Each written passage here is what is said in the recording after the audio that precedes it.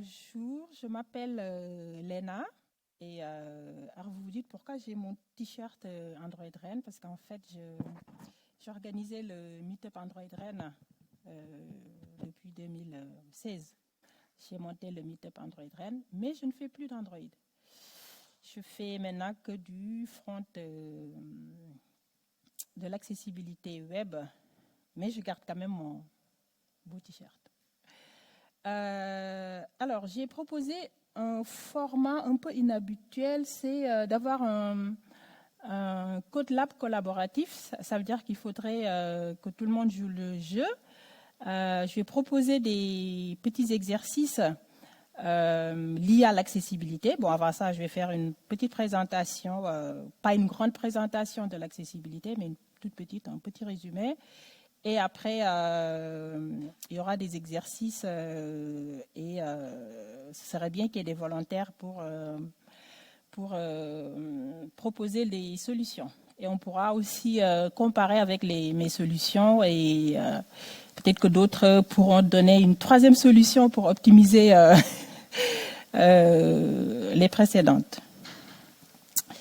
Je ne sais pas si l'accessibilité, ça parle à tout le monde, parce que j'ai pas envie de faire je fais pas une conf sur l'accessibilité. Je vais plus proposer un côté technique, parce que les confs sur l'accessibilité, il y en a des tonnes, il y en a mais tellement. Mais je sais pas s'il y a des personnes qui sont pas sensibilisées à l'accessibilité ou pas. Levez la main. Je crois que tout le monde est sensibilisé, parfait. Donc là, je fais juste un rappel des sources où on peut trouver, donc il y a le RGA, on peut trouver plusieurs thématiques, hein, ça va des images aux consultations, aux formulaires, aux couleurs, aux tableaux.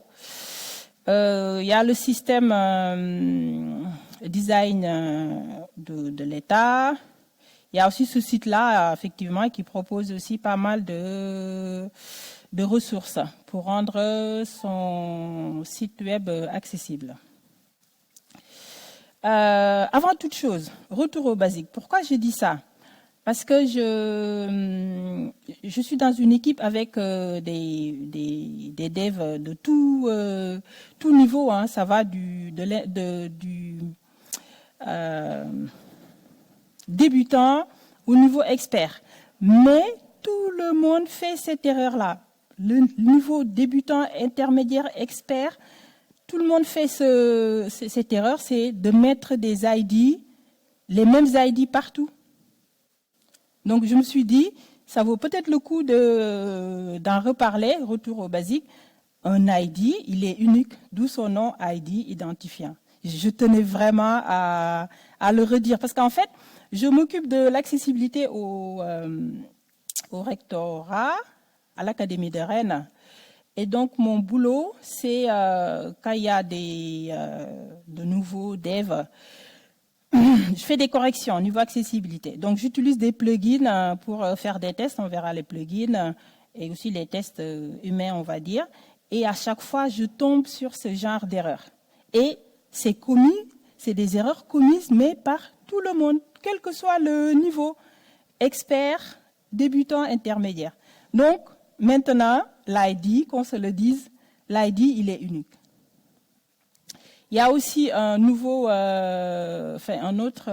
aspect, c'est utiliser les BR multiples pour faire de l'espace. Donc, quand je prends cet exemple-là, par exemple, là, j'ai deux formulaires, j'ai envie de faire un espace. C'est facile hein, de mettre des BR, sauf que quand on utilise des comment on appelle ça, les plugins, les outils de test, on a des erreurs qui sont remontées. Donc on a plein d'erreurs. Mais ces deux-là, pour moi, c'est vraiment basique, mais ils reviennent tout le temps. Alors, les exercices que je vais vous proposer sont vraiment à partir de mon vécu. Je reviendrai dessus. Donc là, par exemple, les slides se sont chevauchés. Ça, c'est un plugin Tanaguru qu'on peut utiliser pour tester une page. Et donc, on me dit que les balises ne doivent pas être utilisées à des fins de présentation. C'était sur les BR. C'était sur les BR. Et donc, les plugins de test, on a HTML Validator, on a Axe, on a Tanaguru.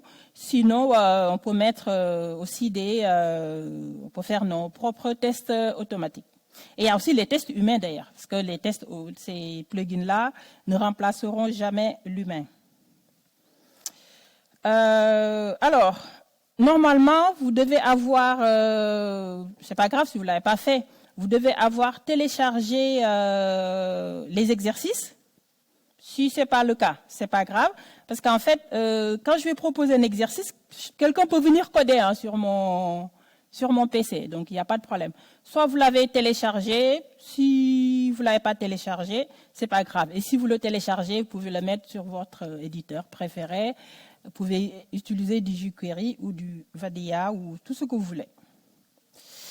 En sachant qu'il n'y a pas, on n'a pas Internet ici, mais peut-être que vous avez trouvé un moyen de...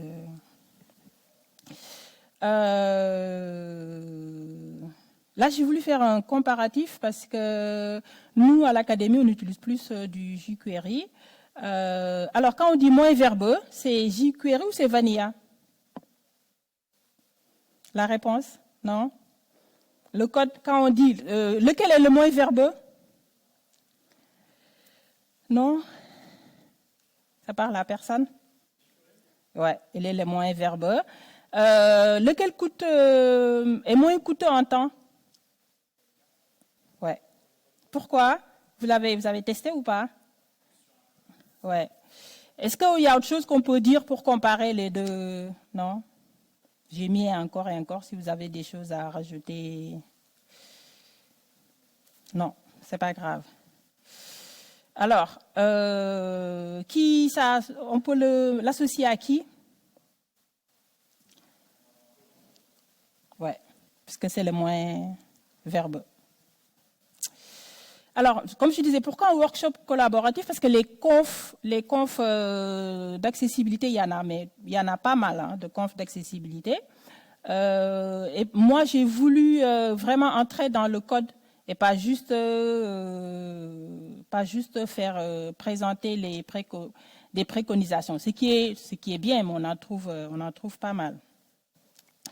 Alors, ce qu'on va faire, c'est, comme j'ai dit, c'est de mon vécu, c'est qu'on a un composant, un data table. Le problème avec les composants, c'est qu'on pense que c'est facile, ça nous facilite la vie, on les utilise. Mais en fait, quand on rentre après derrière dans le code HTML, on se rend compte que c'est pas accessible. Et nous, on a un data table qu'on utilise. Et ce data table-là, il nous facilite la vie. On fait les tableaux très facilement, sauf que, on va le voir après, le code HTML derrière, il est tout pourri en fait niveau accessibilité. Il répond pas aux préconisations. Et donc, j'y ai passé énormément de temps et je me suis dit, tiens, je vais proposer ça aujourd'hui dans le workshop. On va aussi faire un exercice sur les diagrammes à barres, parce que les diagrammes à barres, comme vous le voyez, en haut, il y a des couleurs. C'est à peu près compréhensible. Mais quand on va utiliser des extensions, des plugins pour simuler le daltonisme, vous voyez bien, là par exemple, quand j'utilise, ça c'est Daltonize que j'utilise, et le résultat en bas, en fait, ça ne veut, vous êtes d'accord que le diagramme en bas, mais il ne veut rien dire. Mais vraiment rien. Et donc ça, on fera un cas pratique. Ça, c'est une préconisation de l'accessibilité, c'est-à-dire que dans le diagramme là, le premier diagramme, on a présenté l'information uniquement par la couleur. Sauf qu'il y a des gens les daltoniens, ils voient pas, ils font pas, enfin, pas tous ça. Il y a différents types et selon son type, on fait pas la différence en fait. Et donc, comme je disais, on peut utiliser des extensions pour nous convaincre qu'il ne faut jamais présenter l'information que par la couleur. Là, c'est le résultat de ce qu'on va coder tout à l'heure. J'ai fait une simulation, un diagramme, et je l'ai passé par un plugin. Et là, Il est illisible, enfin, il est incompréhensible. Il est incompréhensible. Donc là, il faut télécharger le code.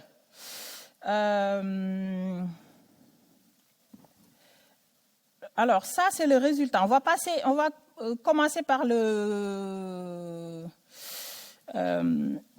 résultat, c'est-à-dire que j'ai mon data table. Le data table, il se présente comme ça. J'ai une table. Donc, je sais pas, si vous n'avez pas téléchargé, c'est pas grave. J'ai une table. Et il me fait deux tables. Il me fait une table d'en-tête. Donc, j'ai une table avec que la tête. Mais cette table-là, elle n'a pas de corps, c'est juste une tête. Et j'ai ensuite une table, il me fait une deuxième table avec pas de titre. Pas de titre, alors qu'un tableau doit avoir un titre. Un titre, j'ai des en-têtes sans valeur. Et donc, le premier exercice, il consiste à rajouter un titre à ce tableau-là, parce que c'est celui-là qu'on va garder. Celui-là, après, on verra dans l'exercice d'après, on dit qu'on va garder ce tableau-là. Sauf que ce tableau-là, c'est les tableaux de données, il y a un diagramme un critère qui dit qu'un tableau de données doit avoir un titre. Donc, on lui rajoute un caption. Et il doit avoir une valeur ici, ce n'est pas encore le cas.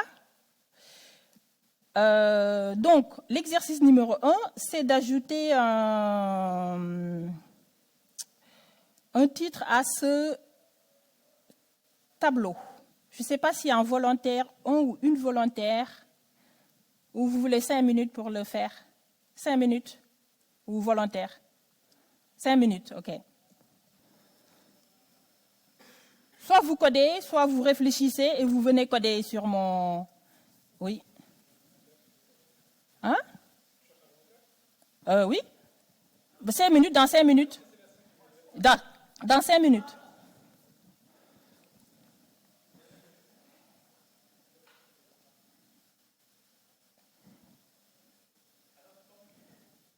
Non, non, je l'enlève. Alors, ce que je vais faire, c'est que...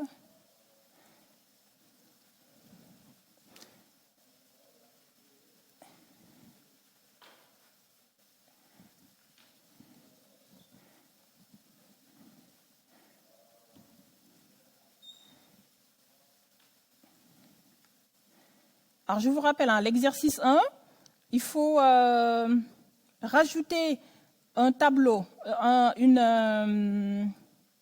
titre à Data Building et récupérer...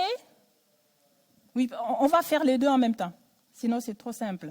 On rajoute un tableau, on rajoute un titre et on valorise les en-têtes.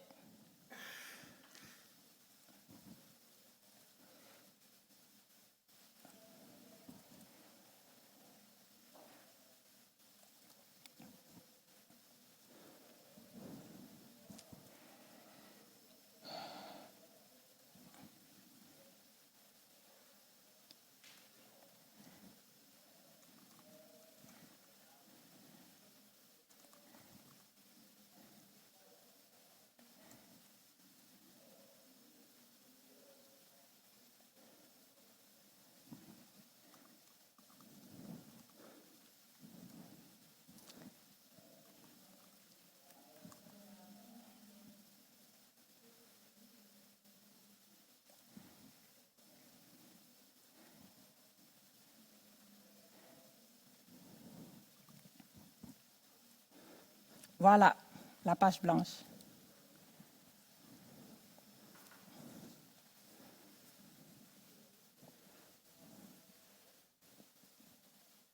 On peut faire jQuery, on peut faire tout ce qu'on veut, juste du JS simple. On peut faire les deux.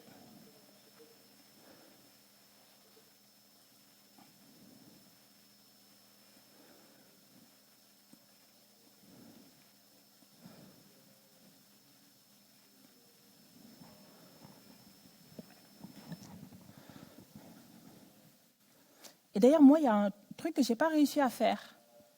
Il y a quelque chose que je n'ai pas réussi à faire. Et...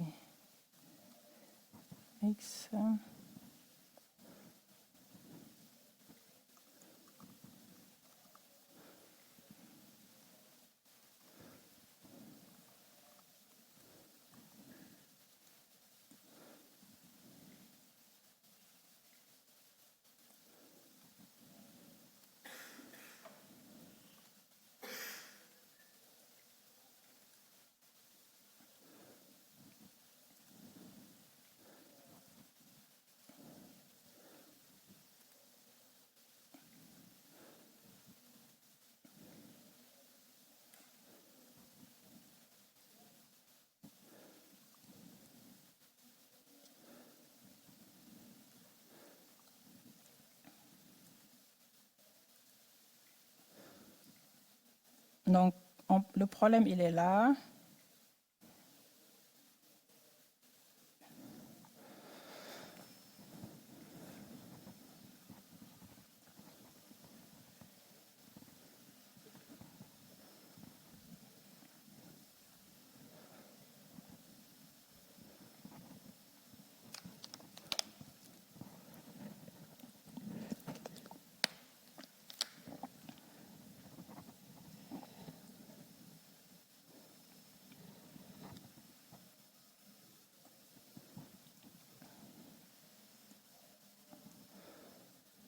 Je peux vous donner un indice si vous voulez, pour le titre.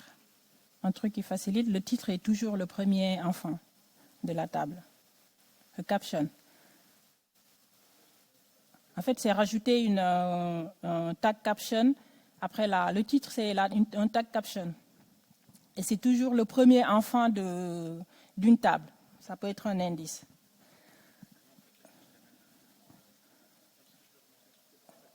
Vous avez récupéré les... Ouais. Donc, l'indice, c'est ça. L'indice, c'est que c'est le premier, le caption, c'est le titre, c'est le premier fils. Non, c'est le problème, ça. On voit bien ici que... on voit là, ça c'est le tableau qui pose problème. On voit là que j'ai cette table-là, il n'a pas de caption, c'est pour ça que j'ai dit ajouter caption ici. Et on voit qu'il n'y a pas d'entête, les entêtes sont vides là. Ici, après your bult là, il doit y avoir quelque chose. Et en fait, on doit le récupérer de ce caption-là. On doit le mettre ici. Et les entêtes en bas que je viens de montrer, on doit les récupérer ici. Année. En récupérant, comme j'ai dit, en gardant.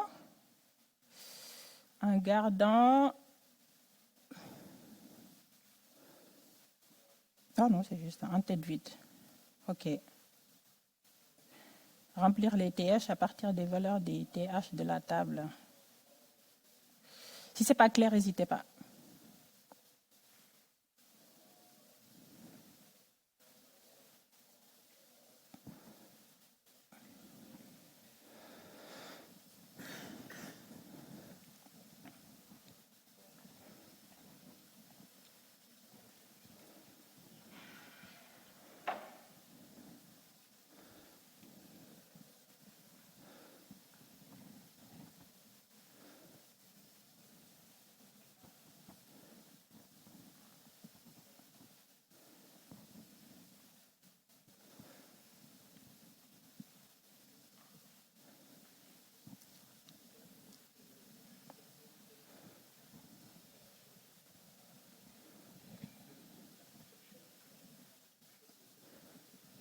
Oui.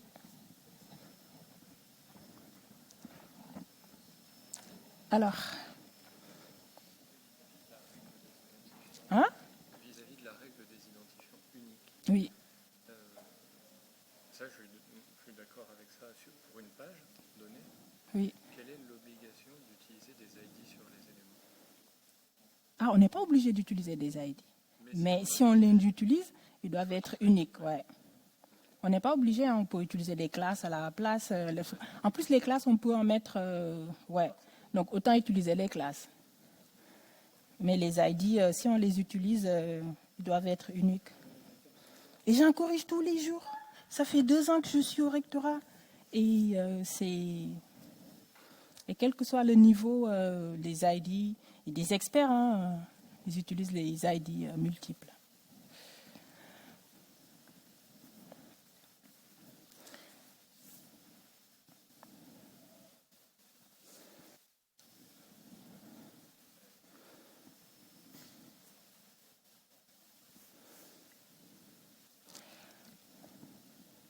Alors, je ne sais pas si vous voulez encore du temps ou quelqu'un veut se lancer.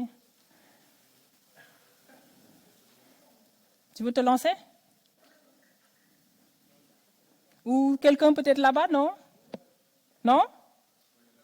Bah attends, on va voir s'il y a quelqu'un qui veut se lancer. Non? Non, il peut faire du... Pas obligé, hein? C'est pour ça que j'ai mis les deux, en fait. J'ai 2 fichiers, juste du JavaScript. Non, mais c'est pas grave, il y a les 2 options, en fait. Alors, je te montre. En JS. Vanilla. Bah, vas-y. Donc, alors on va chauffer. Il est où le HTML? Il est là.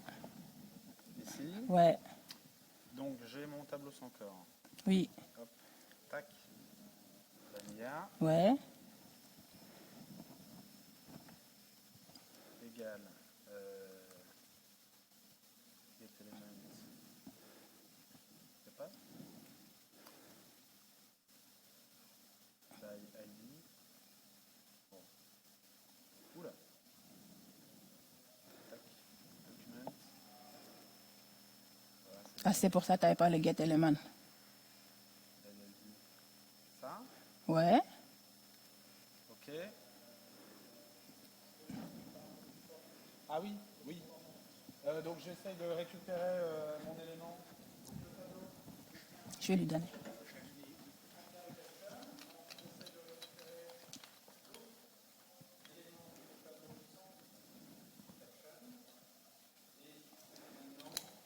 C'est bon? C'est allumé? Allô? Allô? Allô? Non, on ne m'entend pas. Bah, il va falloir... Allô? Vous entendez ou pas? Je peux le lancer là? Non? Ah oui, c'est vrai. C'est con. Bien vu. Oui. On m'entend? Si, c'est bon. C'est bon là? 1, 2, 1, 2. Tiens, je vais tenir. 1, 2, 1, 2, 1, 2. 1, 2. Très bien. Donc je récupère l'élément donc du tableau qui a le titre mais pas de corps. Je récupère l'élément du tableau qui a un corps mais pas de titre. Et après, maintenant j'aimerais accéder au titre, donc au caption. Donc tu as dit que c'était toujours le premier élément. Oui. Donc je récupère le premier enfant et j'essaye de log ça. Et là, je m'en sors pas. Donc, T'as enregistré? voilà, j'ai enregistré ici. Est-ce qu'il est bien chargé dans le HTML? Ah oui, attends, je vais le charger. Alors, Je vais te le charger.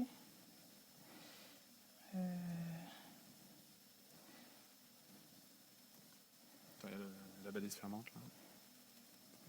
Ok. On enregistre. Oh, je pense que... Ouais, hop, merci. Ok, alors du coup, ici, on est bon. Ah, oh, zut. F5, ça rafraîchit pas chez toi? Ah, thread. Thread, T-head. Ah oui, bah voilà, c'est mon tableau. Alors, c'est juste la tête du tableau. Alors, la tête du tableau, c'est pas ce que je veux. Pourquoi? Exercice 1 vanilla, là.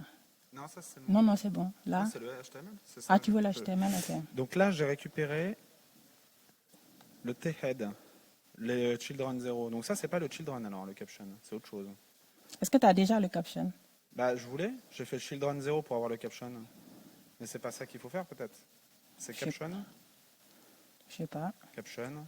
Quelqu'un a une idée? Quelqu'un sait? Quelqu'un sait ou pas? Non, bah alors attends, il y a un get attributes.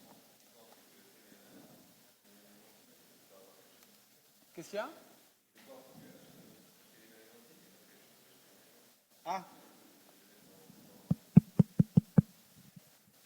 Donc comment on récupère? Mais c'est pas un attribut caption?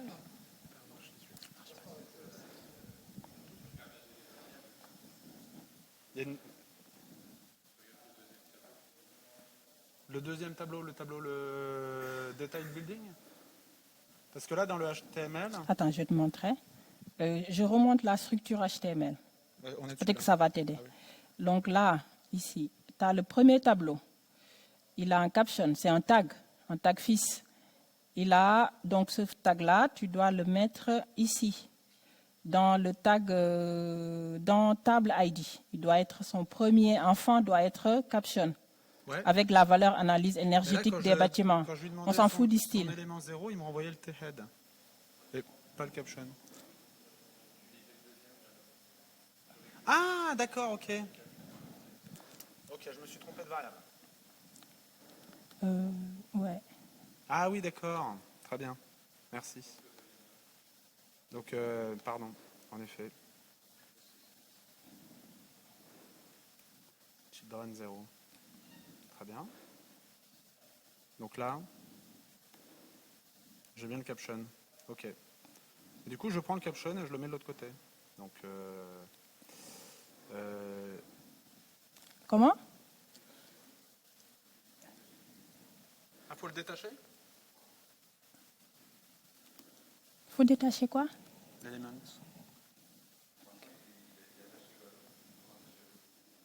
Ah non, il n'est pas obligé. Il y a une fonction pour le détacher? On peut, non, t'es pas obligé.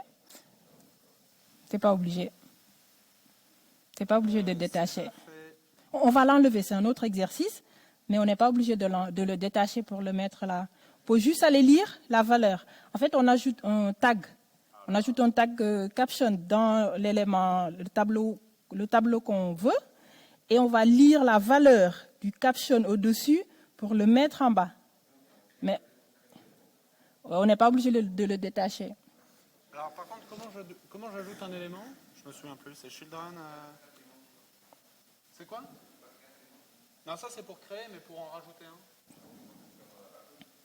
Ah oui, c'est ça, c'est happen. Happen child. Mais ça va le mettre à la fin, non? Prepend, c'est mieux, effectivement. Prepend. J'aurais dit prepend, c'est mieux. Prepend, c'est Mais ouais, parce que comme c'est le premier, on sait que c'est le premier enfant. prepend. Comme ça, il n'y a pas prepend child? C'est juste prepend. Donc si je fais ça, là, c'est fini? Je sais pas. Ça suffit? T'as enregistré? Là, j'ai enregistré. Comment je vois si ça marche ou pas? Voilà, l'inspecteur, div, le deuxième div, table. Donc là, j'ai mon caption. Ouais, t'as ton caption. Donc là, c'est bon. Donc par contre, c'est le même élément qui est append à deux endroits. C'est pas grave, on va l'enlever. Le caption dessus, on va l'enlever après. Il y a un autre exercice. Donc là, j'ai fait le caption. Ouais. Okay. L'autre exercice, je te montre. Tu veux, C'est toujours moi? c'est comme tu veux. Qui veut se lancer? Jonathan? T'as pas réfléchi à la suite? Okay. Monsieur? Non. Allez, vas-y. Comme ça, tout le monde passe. On peut changer. Merci. Très bien. Merci.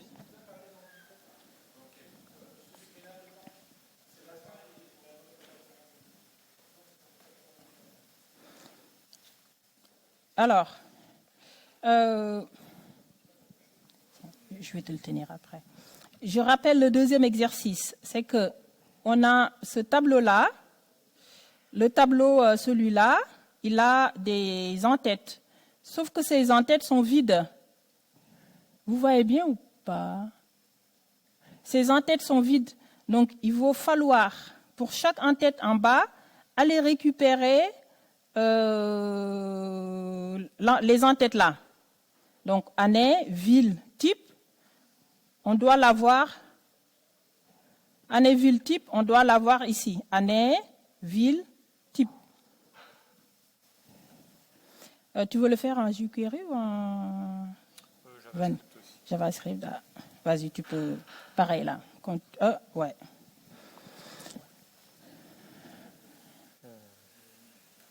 Le HTML est ici. Oui, l'HTML, il est là. Donc, je te rappelle, on récupère les valeurs là, année, ville, type. On les met ici, année, ville, type. Alors, on peut faire une fonction qui peut aller récupérer très facilement, sauf que on n'a pas besoin de tous les attributs. On n'a pas besoin de column header. On va prendre que row span, col span, et on va rajouter un autre attribut. Ok. Mais par contre, ils ont le même ID. Oui. Ok. Donc on peut pas passer par getElementById. Je pense que ça. Tu peux pas, ouais. Je peux essayer. Mais... Sauf le getElementById du premier tableau, oui. getElementById du deuxième tableau. Peut-être. On peut. Ok.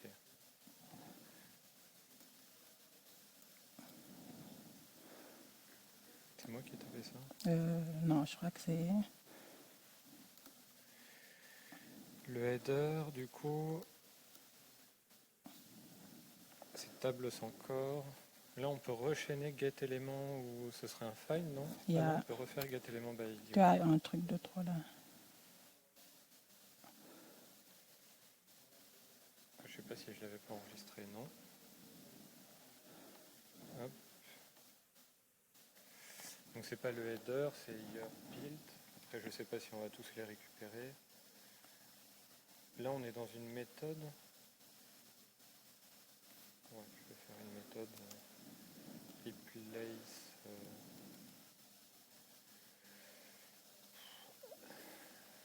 add header attributes. Attribute. On va prendre l'ID et puis ce sera tout, je pense. Const add header égale quelque chose comme ça. Ça, on va le passer ici. On va prendre l'ID pour éviter d'avoir à copier 3 fois le code. Donc là, on a notre colonne header. Je ne sais pas quel est le nom de la tribu. Ouais, TH, colonne header, c'est pas mal. On peut récupérer, on va récupérer l'objet directement. Et on va pouvoir appeler cette méthode-là avec yourBuild, et puis on pourra passer les autres arguments après.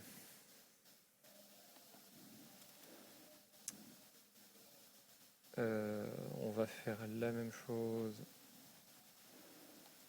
avec le nouveau. Sans corps. Et ben là, du coup, de la même manière, on va pouvoir colonne header point.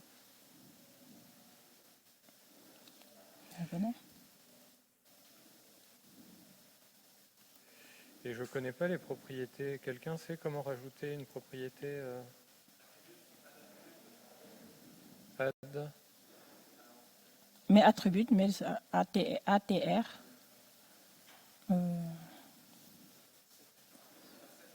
C'est 7?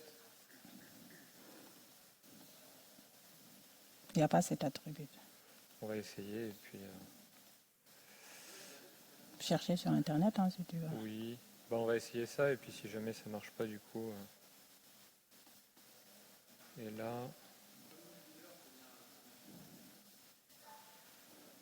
Je vous explique un peu ce qu'on fait. On a 2 tableaux. On essaie un tableau avec en-tête et un autre tableau sans en-tête. On essaie de récupérer les valeurs d'en-tête du premier tableau pour les mettre dans les en-têtes du deuxième tableau. C'est du JavaScript, hein, donc si vous voulez participer, n'hésitez pas. Ah non, c'est pas la peine, c'est pas grave. Il y a plein de gens qui n'ont pas... Enfin, quand j'ai dit participer dans le code Est-ce qu'il le récupère? Table sans corps, get élément by ID.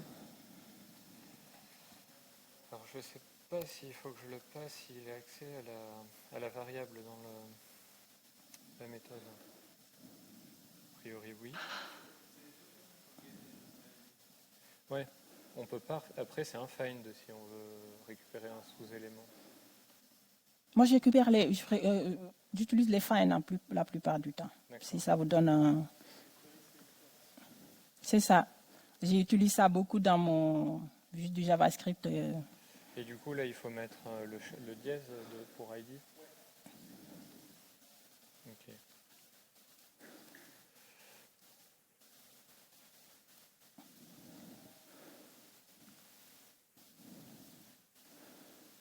Hop. Donc ça devrait marcher.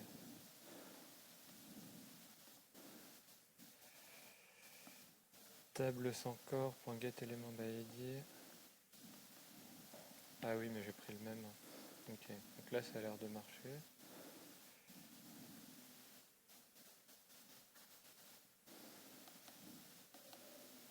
On peut tout afficher. Soyons généreux. C'est bien d'être généreux.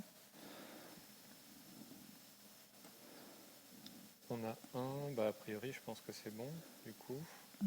Normalement, il devrait s'afficher là. Là j'ai juste ajouté un attribut. Ok. Ok. TH. Là il y a bien Rospan du coup. Ah, t'as enlevé. Ok, parfait. Jusque-là.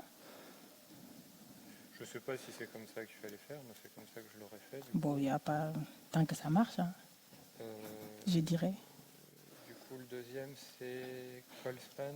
Oui, c'est Callspan.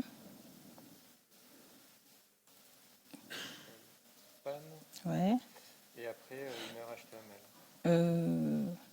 Après, ce qui reste, une... Ah ouais, tu penses? Ouais. Vas-y. Vas-y.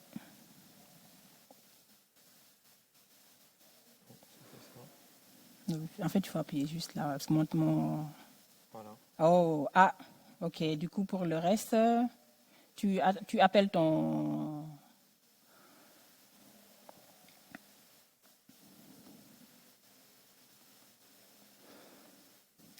On appelle la méthode une fois avec city, avec building type.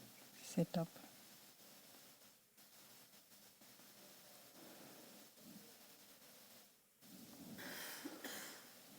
Alors, building type, ça fonctionne pas. Peut-être juste coquille, building type. Là,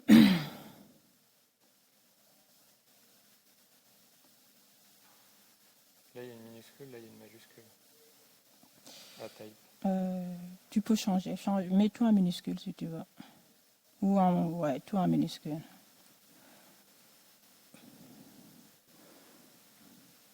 Voilà. Ok. Eh bien, c'est parfait. L'exercice 2 est fait. Ok, je te remercie. Alors, la suite. La suite.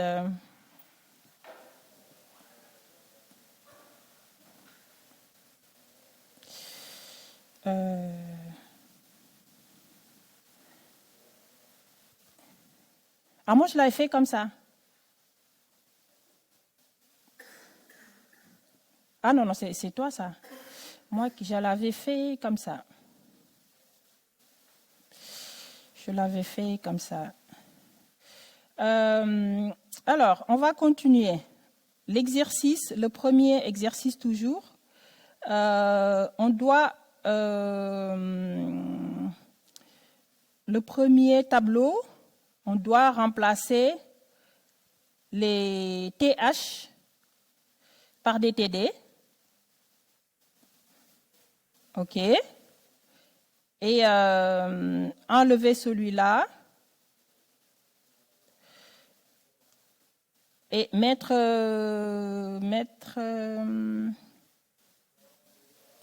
aïe, j'ai plus mon caption. C'est pas grave. Ce tableau-là, on doit rajouter un rôle présentation et pour chaque TH, remplacer par un TD. tout en gardant sa valeur et en rajoutant un troisième attribut. Je crois que c'est ça. Ainsi que l'ID. Ce n'est pas le plus complexe. Quelqu'un veut se lancer? De toute façon, on le fait ensemble. Hein, donc, je réexplique.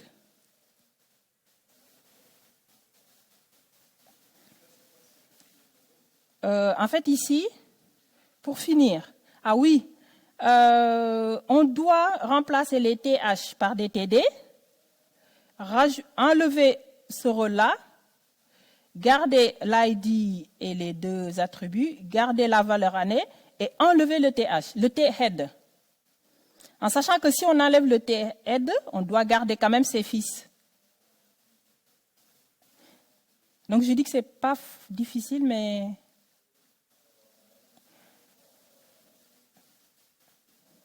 Parce qu'en général, quand tu enlèves, on peut le faire, hein. J'ai comparé avec ma solution. Si tu enlèves un tag, il enlève ses fils. Donc là, il faut enlever le père sans enlever les fils.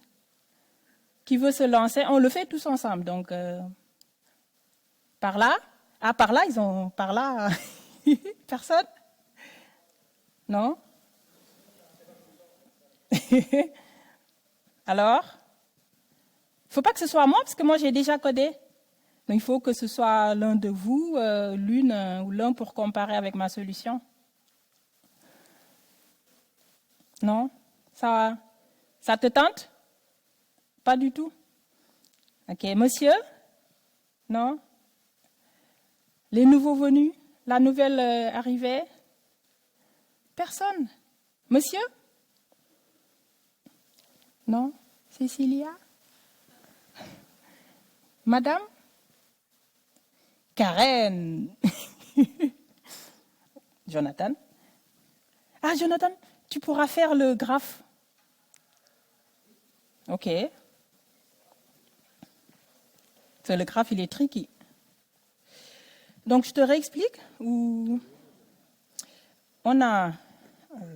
Tiens-moi ça. Donc, toujours sur celui-là. OK. On doit enlever ça devient TD. On enlève les TH tout en gardant ses fils. Et on garde aussi sa valeur. Et on enlève ça. Oui. Okay. Tu veux le faire en jQuery, comme Vanilla? JS, c'est là. Ça, c'était ta fonction, vas-y. Donc, l'HTML, il est là. Ton JS, il est là. Okay. Donc, première chose, c'est ça. Hein. Oui. Ah bon, d'accord. Il ne marche pas le clavier, le deuxième non plus.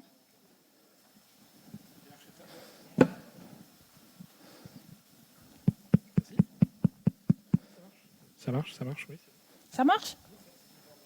Ce qu'il y a, c'est qu'il faut que le micro soit assez près, il faut vraiment très près. Ah, ok.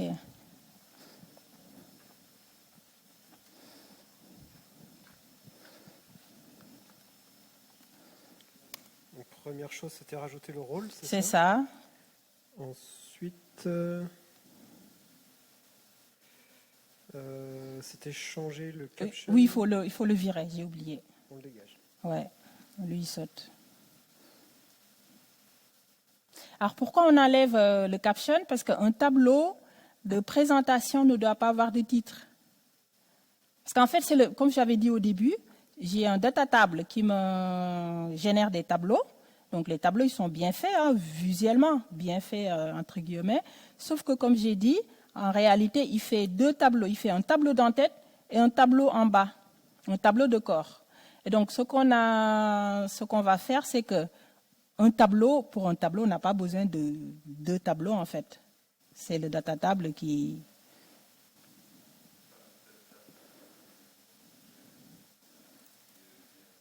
C'est un composant. Ouais, datatable.net. Il est pas, pour le moment, il n'est pas très accessible. Donc, en fait, comme je disais, quand on utilise des composants, ils nous facilitent la vie, mais niveau accessibilité, le résultat parfois est très loin de ce qu'on attend au niveau accessibilité. C'est pour ça qu'on fait des bidouilles pour les rendre accessibles. Et donc, pourquoi on enlève, il y a un critère du RGA qui dit qu'un tableau de présentation ne doit pas avoir de titre. Donc, pour ça, là, il enlève le caption du premier tableau, parce que finalement, on en fait un tableau de présentation. Et ensuite, il ne doit pas avoir de T-head aussi. Pour ça, on enlève le T-head. Et il ne doit pas avoir de TH, parce que c'est des attributs, des balises réservées au tableau de données. Donc, on enlève le T-head, on enlève le caption, on transforme les TH en TD.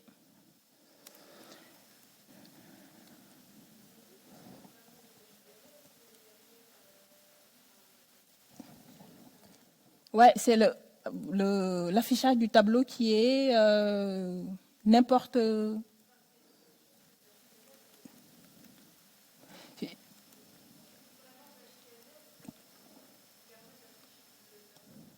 En fait, le data table, il génère du HTML pour afficher le tableau. Sauf que ce HTML, niveau accessibilité, ne convient pas. Comme j'ai dit, ça ne sert à rien d'avoir un tableau juste avec une tête.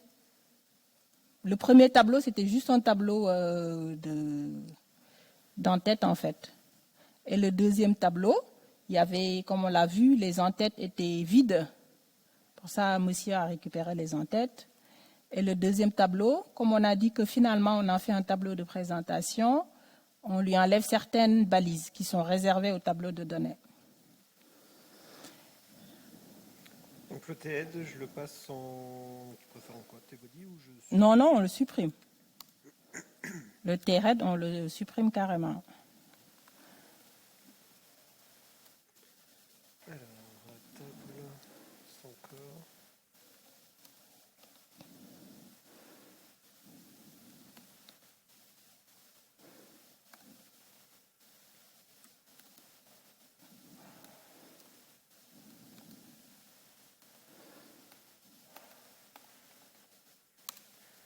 Donc, je vais récupérer son contenu.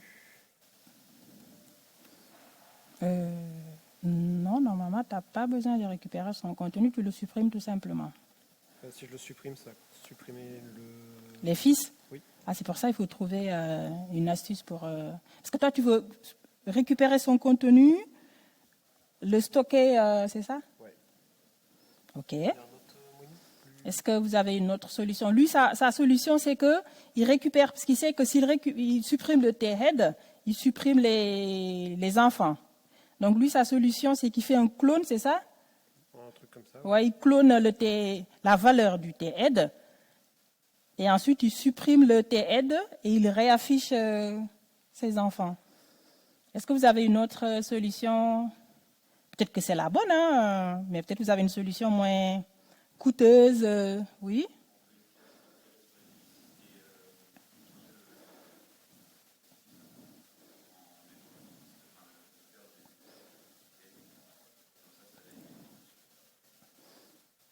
Alors, en jQuery, on peut le supprimer facilement. Mais en Vanilla, enfin en JavaScript, mais en jQuery, on peut supprimer le père sans supprimer les fils. C'est unwrap. Unwrap. Unwrap. Yes. C'est tout simple. Mais en JavaScript, c'est pas aussi simple que ça, je dirais. Mais vas-y, peut-être que...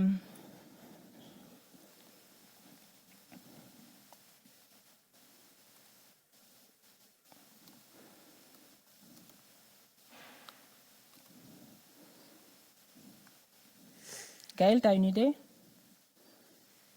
Sébastien?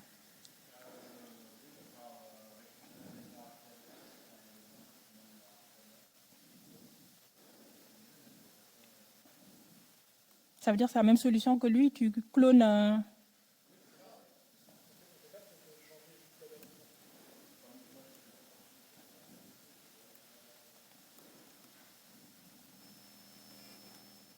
sais pas, ceux qui ont des PC peuvent regarder sur Internet si on peut vite fait, on peut supprimer un père en JavaScript sans supprimer le fils, sans avoir à cloner.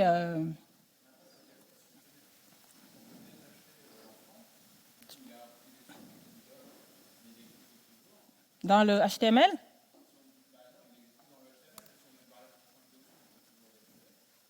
On n'a pas besoin de variables. On veut juste qu'ils ne soient plus là. Oui. Si vous voulez chercher sur Internet...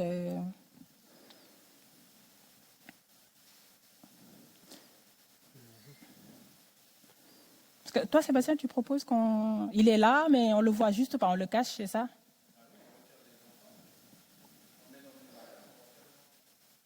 Après, c'est une variable coûteuse quand même. Mais il est là. On n'a pas besoin. On n'a pas besoin de lui du tout, du tout. Hein? Oui. On a besoin de ses enfants, mais lui, il ne nous sert plus à rien. Donc, ça ne sert à rien de le stocker dans une variable parce qu'on ne va jamais...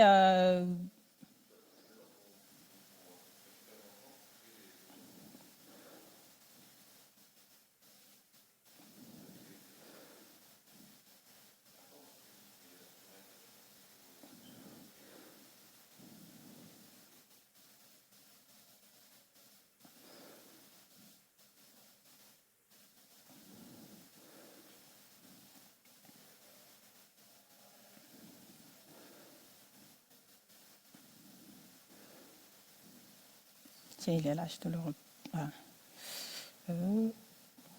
Là, ouais.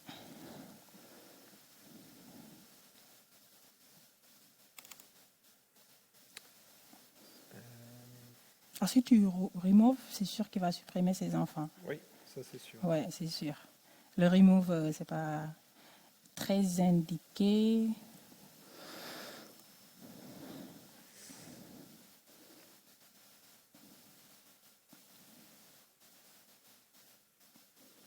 Quelqu'un a une idée sur Internet? Non?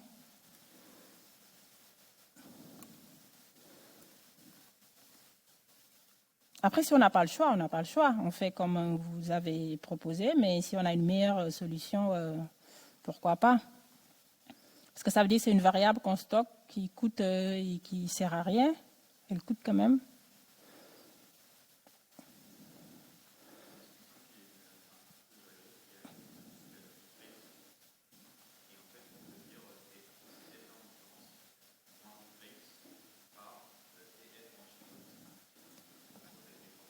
Par TED, pas? Point?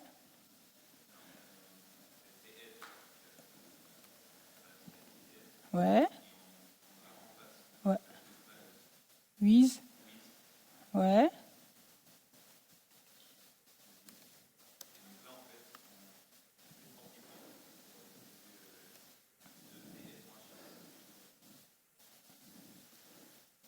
Point.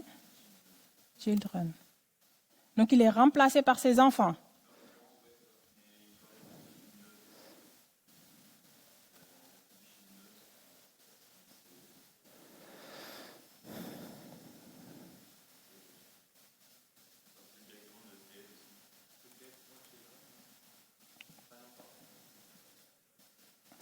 Perso, j'ai pas tout.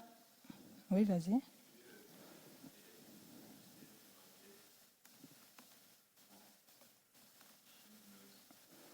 Ouais, ok.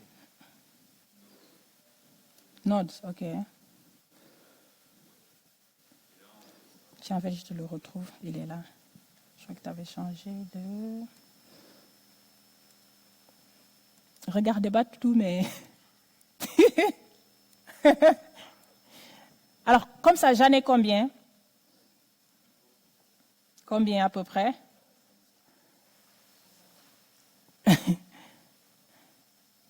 Tiens, je te fais ça, un nouvel onglet, enfin, tu peux rechercher là. À un moment, j'étais à 200, mais là, je suis à 187, je crois. Ça va? Ça c'est le fichier qui se... Ouais, et vas-y, tu peux actualiser. et voir est-ce que il est toujours là le TED. Non, c'est celui-là, vas-y, peut-être qu'il est plus là. Oui, il est toujours là. Et les TED sont pas remplacés par les TD sont pas remplacés par des les TH par les TD.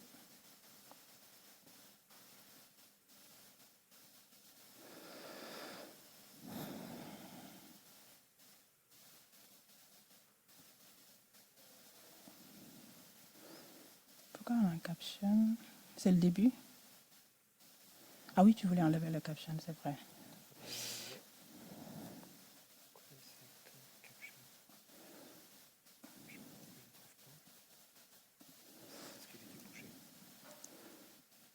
Ah, je pense qu'il l'a supprimé lui.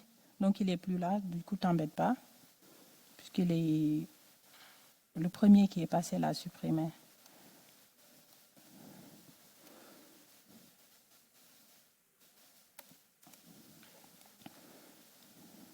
Donc ça marche pas.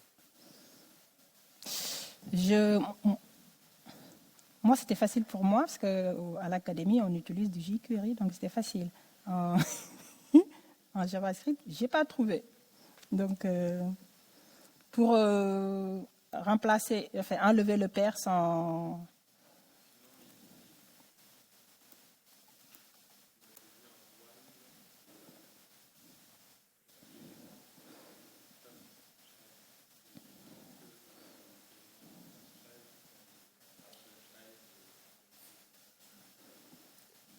Alors, tu as un while.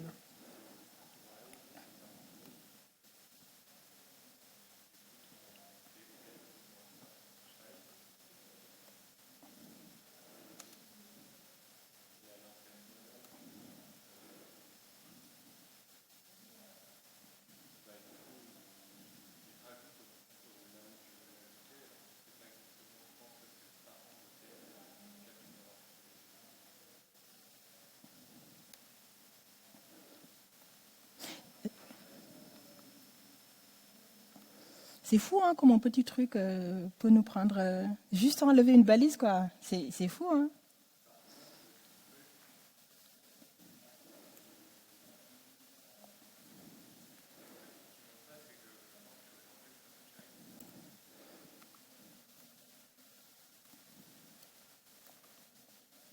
Et c'est pour...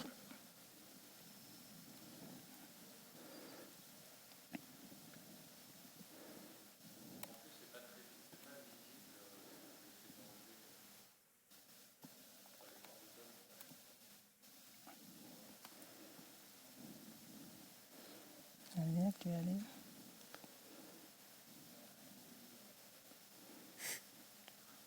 Il a enlevé? C'est enlevé, là. Hein? Vas-y, en beau. Alors, il est là. Vas-y. Il a tout enlevé. Ouais, il a enlevé. Le pire, il s'est gardé lui, il a enlevé ses enfants. Il s'est dit, bon, mes enfants veulent me... Je vais agir en premier.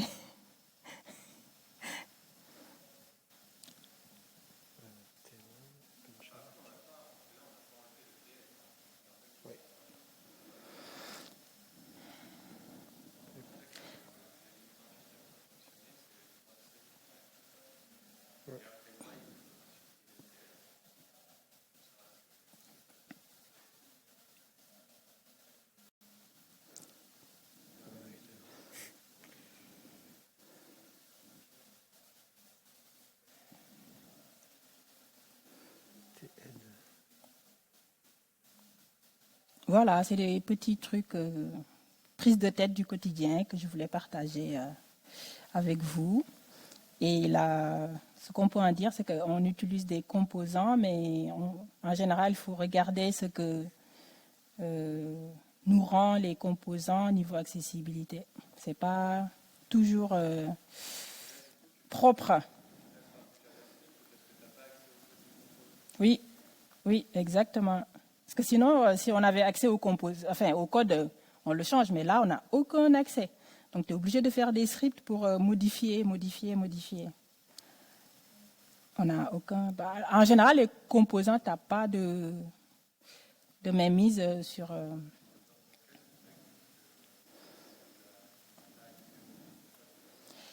En fait, on utilise un composant data table. Sauf que le composant data table, lui, il te génère un code HTML. Et tu n'as pas accès à son.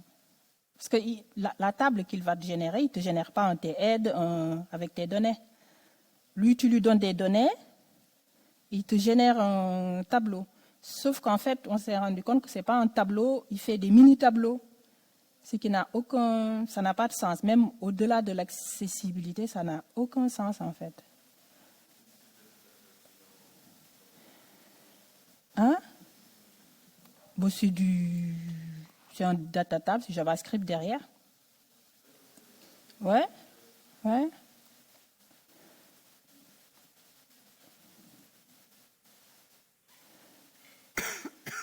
Alors, je parle du data table, c'est mon exemple, mais peut-être que dans vos quotidiens, vous avez d'autres composants qui vous génèrent du code pourri sans qu'on s'en rende compte parce que vous n'avez pas été fouillé dans le code HTML.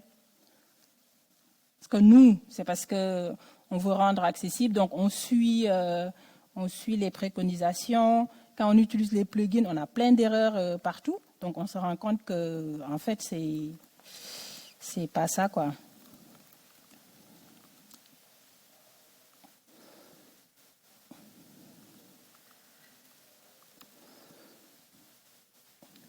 Ça, c'était l'étape. Sinon, on peut récupérer juste on peut remplacer les TD en TH. Et c'est pas grave si on n'arrive pas à unwrap le T-head. Comme ça, on passe au diagramme. Parce qu'il est super intéressant, le diagramme à barre. Là, c'est bon. Non. C'est bon? OK. Ouh. Vas-y, du coup, tu peux partager un peu ta solution? J'ai juste bouclé sur les TR. Ouais. OK. Et du coup, on a les TH modifiés? Encore. OK. Peut-être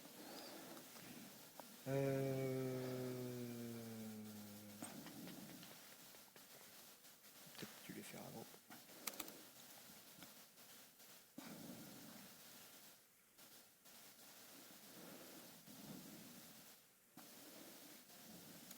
Je ne sais pas s'il y a un moyen de changer le nom de la balise facilement. Tiens, je peux te montrer ce que j'ai fait, si ça nous fait... Attends, j'ai fait ça moi. Save.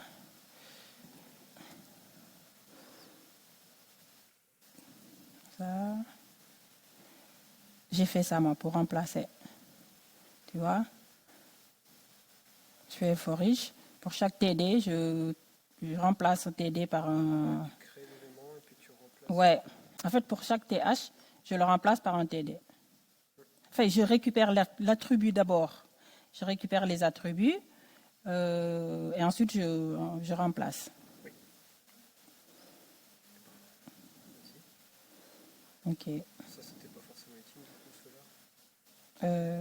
Si, parce qu'on le récupère. On le gardait.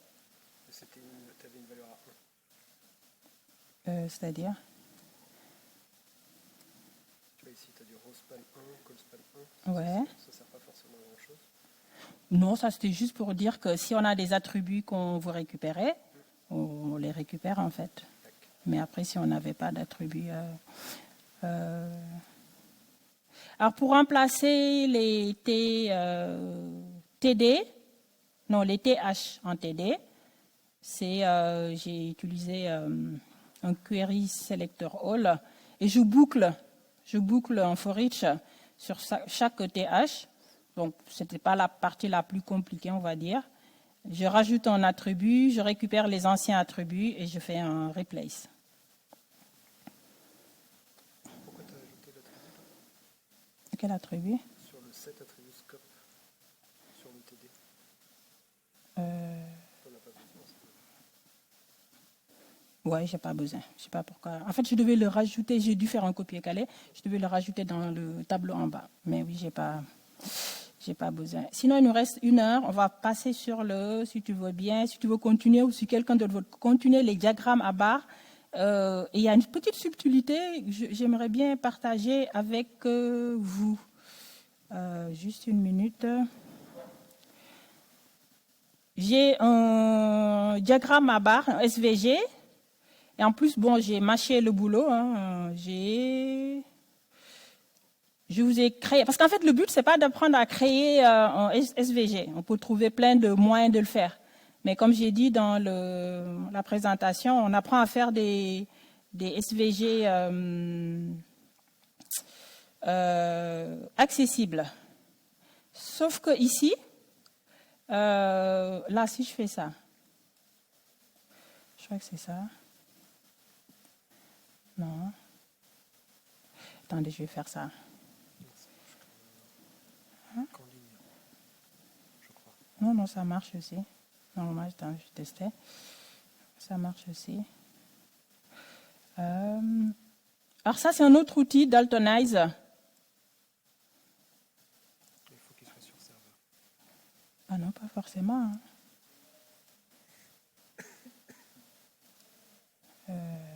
Non, normalement. Que je fais ça, normalement, non. Ah oui, c'est ça. Donc, vous avez vu la différence. L'autre, je reviens, je désactive.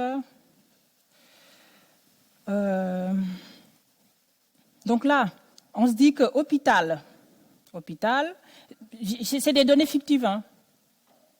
En fait, c'est des vraies données. Il y a des données de Seattle, la ville de Seattle, parce que je faisais un truc Python, et j'ai récupéré des données sur la ville de Seattle, qui essaie de trouver la consommation par bâtiment, par type de bâtiment. Donc, c'est des données, il y a des vraies données qui existent. Je me suis inspirée de ce cas-là. Donc là, on se dit, on a un diagramme à barre, on se dit que hôpital, on dit que hôpital c'est le rouge, musée c'est ça, habitation c'est là. Donc là, on arrive à interpréter l'information. On est tous d'accord. Pour les personnes qui ne souffrent pas de daltonisme. Par contre, si je fais ça et que j'utilise celui-là, par exemple, du coup, la personne ne sait plus quelle information, parce qu'il n'y a plus de couleur du tout. Donc, l'idée, c'est de rajouter une information. C'est quoi l'information? On peut peut-être mettre juste une lettre, hein, par exemple, sur la barre hôpital, sur la barre musée et la barre habitation, pour dire que, quelle que soit la couleur, si je mets H, par exemple, là, je vais vous montrer un peu... couleur forme. Donc l'idée, ça va être de doubler l'information visuelle par une information textuelle. C'est ça. Ça va répondre aux problématiques pour les daltoniens, mais pour des personnes aveugles, par exemple, il y a toujours une problématique qui est à gérer sur ce... Oui, mais au moins on aura fait un pas. Et c'est ce que préconise, j'ai un site aussi, WCAG, qui préconise ici. Après, la problématique des malvoyants, des non-voyants du tout, effectivement, il faudra le gérer autrement, mais au moins la première étape, c'est de rajouter une autre information à la couleur. Donc, le TP, j'ai mes diagrammes à barre. Et je dois rajouter, par exemple, ça. Je vais mettre ça. Ajouter par script. Mais comme je n'ai pas accès au code, je dois le faire par script. Tu veux continuer? Gaël peut tenter ou quelqu'un d'autre veut tenter. En sachant que il y a une subtilité, j'ai essayé de le faire. Si je fais ça, il n'est pas là mon exercice couleur forme. Ce code-là, il fonctionne pas. J'ai compris pourquoi. Partager ce code-là. Si je fais un texte, parce que je peux faire un texte, lui mettre des attributs et insérer après, il ne fonctionnera pas. Je ne sais pas si quelqu'un veut se lancer ou pas. Non? Tu veux? Est-ce que vous voyez là, c'est des SVG? C'est ça, exactement, les SVG. Parce qu'en fait là, j'ai un SVG là, ici. J'ai des rectangles. Sauf que pour le rectangle, je dois lui rajouter un T-span et mettre une valeur à l'intérieur. Sauf que si je fais ce code-là, je vais commenter celui-là. Ça, c'était la correction. Oui. Je vais commenter mon code. Pourquoi il ne commente pas? Attends.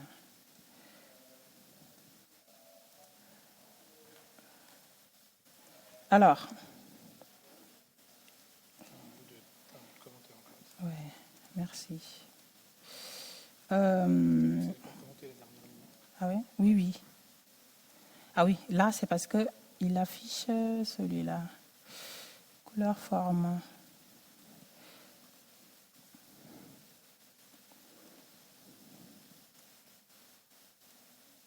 Alors, je regarde le code. SVG, ça. Ah, attends, il faut que je... couleur, forme, c'est là. Est-ce que j'ai couleur, forme? Est-ce que j'ai... Ok. J'ai ça.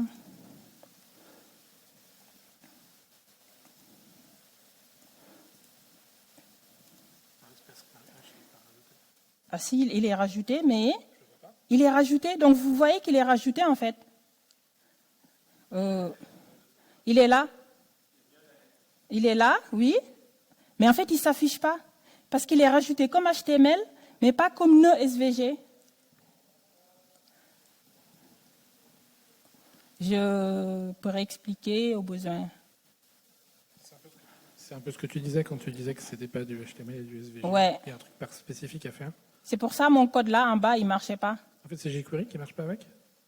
Non, mais après celui-là, il marche. C'est du jQuery, enfin, mais... Attends, du coup, je vais te faire une... Je vais te donner ça. CTRL X. Je vais le mettre dans le Foursito.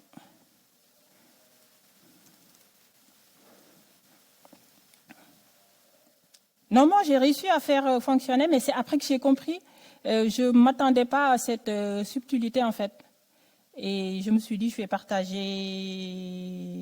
avec vous. Je te laisse faire? Oui. Je ne sais pas ce que je dois faire, une commande où. Donc l'idée, Alors, l'idée, c'est que... je pars de ça. Ouais. Je peux reload déjà pour avoir un truc carré comme modif. Et Ouais. ensuite, je rajoute un H ici dans le SVG. Ouais, en sachant que la balise, c'est un balise texte que tu dois rajouter après le rect. On peut fermer le reste. Tiens, on va fermer le reste. Comme ça, ça te... Je ne sais pas utiliser VS Code et je n'aime pas VS Code. Donc je vais te laisser faire ça. On va fermer. Exercice 1, on va fermer. On a fini. Celui-là, on a fini. Celui-là, on a fini. Celui-là, on a fini. Donc, en fait, tu as un SVG. Je t'ai donné une indication. Tu as un rectangle. Sauf que le texte que tu dois s'afficher, il s'affiche après le rectangle, pas à l'intérieur du rectangle. Il faut fermer la balise rect et afficher l'information à l'intérieur.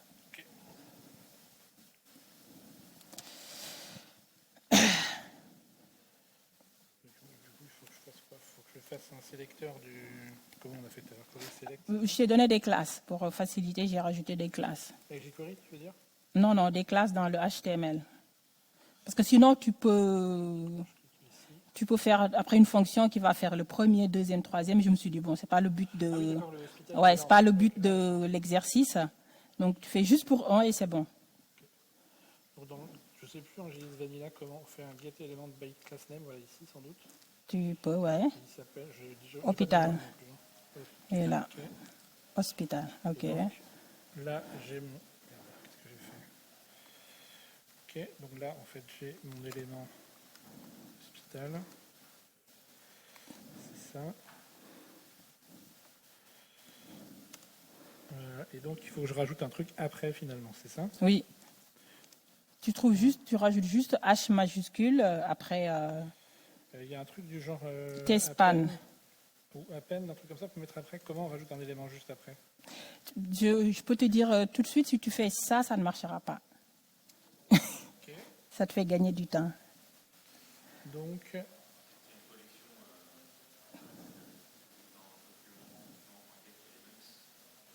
Ouais, t'as raison. Ok.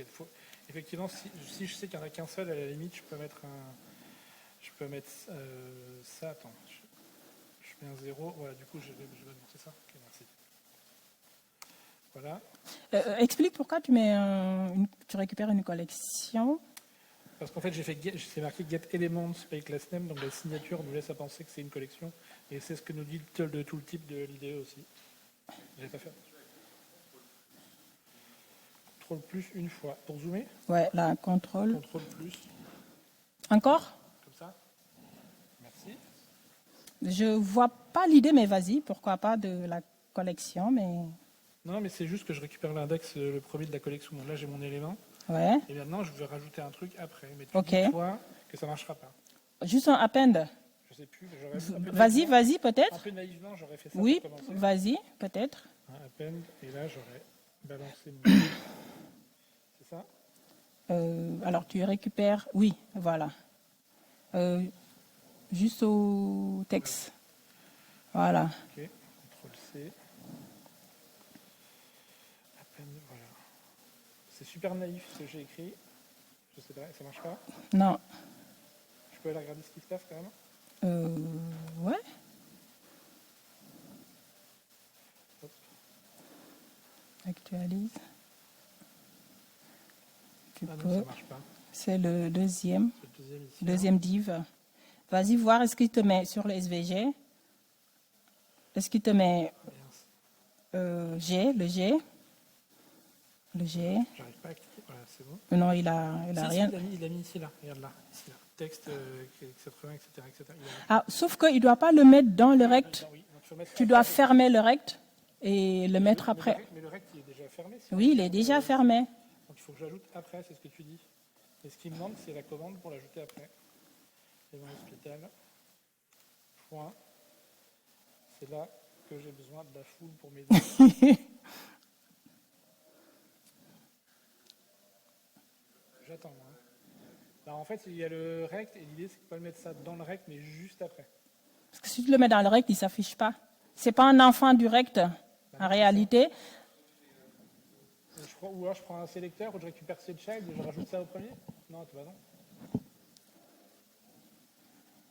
Je pense qu'il y a peut-être un sélecteur. En...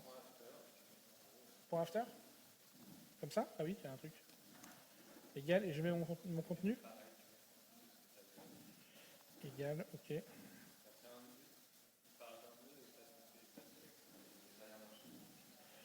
On va essayer, au pire, ça ne marchera pas.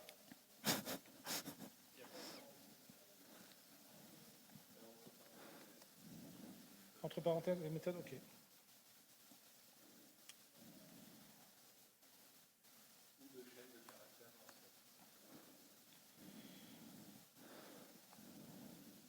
Mon idée quand je fais un truc, c'est toujours de faire un truc qui marche et après je l'améliore.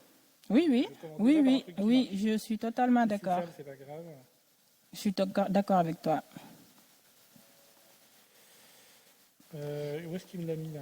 Donc, SVG, G, là, le G, le Ah, il a G. pas mis au bon endroit. Il l'a mis où? Non, c'est un Si, autre. il l'a mis en dessous, tu vois. Mais c'est Oui, il ne pas bon. s'affiche pas. C'est le problème que j'ai eu.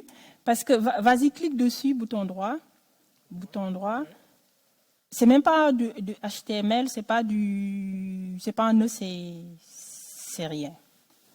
Il a juste posé du poser du code où il a écrit un truc, Ouais. mais on ne sait pas. C'est rien. Est-ce que ça vient du fait qu'on ait fait after attend un node et on l'a poussé directement du code sous forme de chaîne de caractères? Est-ce qu'il faut créer un objet ou un nœud spécifiquement? C'est ça. Je te donne un indice si tu veux. Tu peux regarder dans mon code. Hein? Je crois que il est là en fait. Il faut créer un nœud comme ça. Je ne l'aurais jamais trouvé comme ça en fait. Ok, donc tu crées un node et après tu. Ouais, en fait, ouais. Vas-y, coupe au moins la première ligne. Et c'est pour ça que je vous ai montré tout à l'heure la différence entre mon code qui marchait vraiment et qui s'affichait, et celui où j'ai dans le code HTML, dans le DOM-ware, ma lettre H, mais qui ne s'affichait pas là où je veux. Parce que avec le deuxième code qui ne marchait pas, c'est considéré comme du HTML et le HTML, il ne sait pas le traiter. Alors qu'avec celui-là, c'est un nœud SVG et là, il sait le traiter. Ok, donc le texte brut comme ça ne marche pas. Donc j'ai copié-collé ton code. On crée un élément, on dit que c'est un truc SVG, c'est du texte, on passe un X, un Y, un fil, on met du texte ici, c'est ça. Oui. Du coup, avec texte H, comment je formate le code? Parce que c'est tout tordu, j'aimerais bien juste en mettre droit. Comment je formate avec Il y a contrôle, je ne sais plus, mais moi, je n'utilise pas souvent contrôle. Contrôle? Non, formaté. Indenté. Pour bien indenter, c'est ça? Ouais, pour que ce soit juste carré. Mais c'est pas très grave. Du coup, là, on a créé notre nœud texte H, dans lequel on a mis H. Et maintenant, il va falloir que je le pousse derrière mon élément, c'est ça? Est-ce que ce que j'ai fait tout à l'heure, est-ce que ça marcherait maintenant si je fais un after et que je pousse mon texte after, texte H? Ok. Je registre. Je recharge. Je n'arrive pas à... Ah, H, voilà, c'est bon. Voilà. Nickel. Donc, c'était juste ça. Merci d'avoir donné la solution. Il sera encore à la fin des 34 minutes. J'ai cherché, hein, donc j'ai pas beaucoup de mérite, parce que même moi, j'étais partie avec merci Gaëlle. J'étais partie sur cette solution-là, et en fait, cette solution-là, ça me générait du HTML. Et donc ça ne marchait pas. Il fallait créer un nœud SVG, mes textes. C'était... Je me suis dit, c'est... Voilà. Et donc ici, on a fait juste pour un. Après, on peut faire une fonction qui va faire pour le reste. C'est pas le but. Alors là, j'ai rajouté une information. J'ai combiné information et couleur. Ce qui fait que là, si j'utilise un plugin, je simule. Donc, je sais que celui-là, il correspond à ça. Quelle que soit la couleur de ma barre, j'ai cette information de plus, en fait, qui vient m'indiquer, qui vient m'aider à mieux interpréter mon diagramme. Alors, j'avais dit que si quelqu'un a un exercice, quelque chose à partager, où il s'est pris la tête, il pouvait... Pour ça, j'ai montré la solution assez vite, bon, même si on a cherché aussi. Est-ce que quelqu'un a un code à partager aussi? Ou une question? Les 32 minutes, c'était pour ça, mais peut-être que j'ai vu large. Personne? Ah. Alors, si tu en as une, je peux te passer le micro si tu veux bien.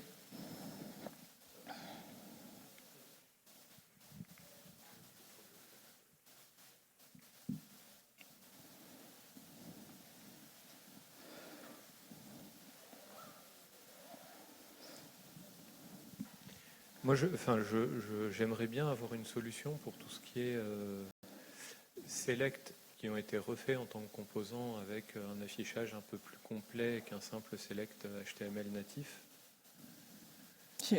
Tous les composants de type autocomplete, en fait, où on va avoir une barre de recherche et des choix qui s'autocomplètent, ce genre de choses. J'ai toujours eu des difficultés à mettre les attributs d'accessibilité dessus.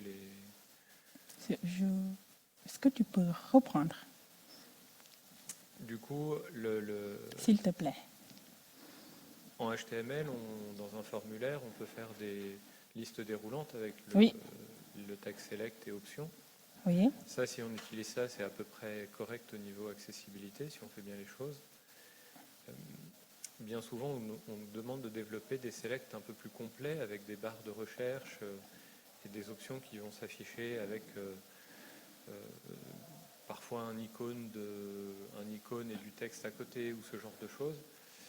Et du coup, on a un champ texte qui est un input sur lequel on peut saisir du texte, OK.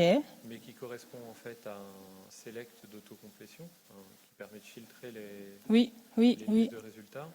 Et ce genre de choses, j'ai toujours eu du mal du coup à faire comprendre que l'input texte, c'est en fait un select dans Oui. lequel on peut rechercher du texte. Si ce composant-là, il permet de sélectionner plusieurs éléments de la liste, du coup, il faut faire comprendre que les éléments de la liste sélectionnés, ils appartiennent à l'input. Mhm. Et j'ai jamais réussi et j'ai jamais trouvé une solution qui respecte et qui soit compris par les personnes qui ont des problèmes et qui naviguent avec la touche tabulation notamment. Ah oui, parce qu'avec la touche tabulation, le clavier, ils peuvent pas dérouler. Ben, il faut faire comprendre déjà le composant. Ouais. Et une fois que le composant est compris, la partie navigation, c'est pas la plus compliquée, on va dire.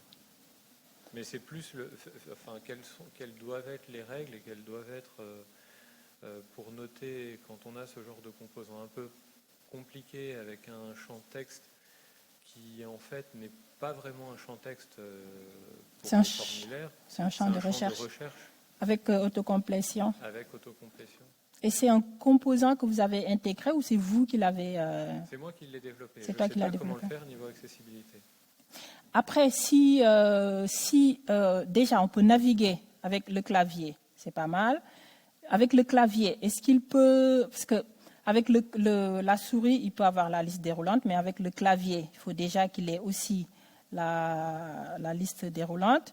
Et par exemple, il va rechercher, je sais pas, il va rechercher les 3 premiers caractères.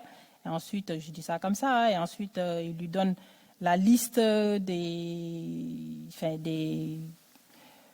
résultats qui correspondent à ce filtre que tu as mis. Donc, il faudrait peut-être que tu me montres sur ton ordinateur après, mais après. Je ne sais pas si quelqu'un veut réagir aussi. Ouais, vas-y.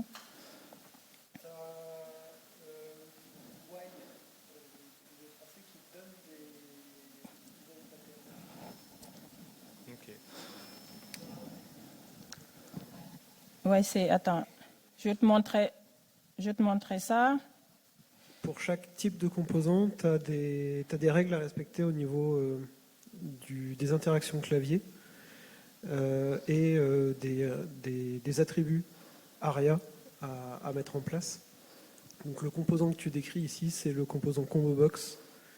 Il y a plusieurs types de composants, mais la page en elle-même te présente des exemples pour savoir un petit peu lequel tu dois implémenter. Bon, allez, on va chercher. Parce que j'ai aussi beaucoup de...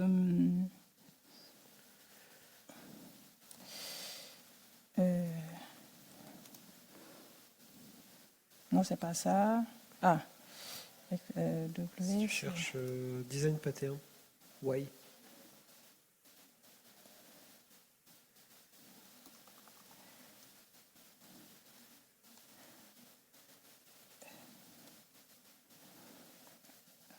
Alors tu vas là, et c'est un combo contrôle. Combo box. Voilà. En fait, ce site-là, je l'ai partagé au début dans la présentation. J'avais juste pris une petite capture d'écran.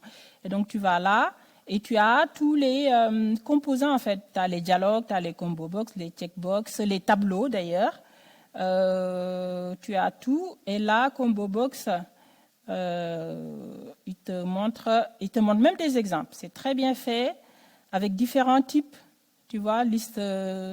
Il te montre comment tu dois interagir avec le clavier, chaque touche à implémenter, les attributs à mettre. Normalement, il le met en bas. Non, il ne met pas en bas. OK. Et donc là, il te dit en fait toutes les touches, comment implémenter les touches en fait. Et chaque touche, à quoi correspond, que doit faire la touche. Donc tu peux, par exemple, je prends un exemple comme ça, without, liste. Tu peux prendre un exemple. Là, par exemple, tu vois, et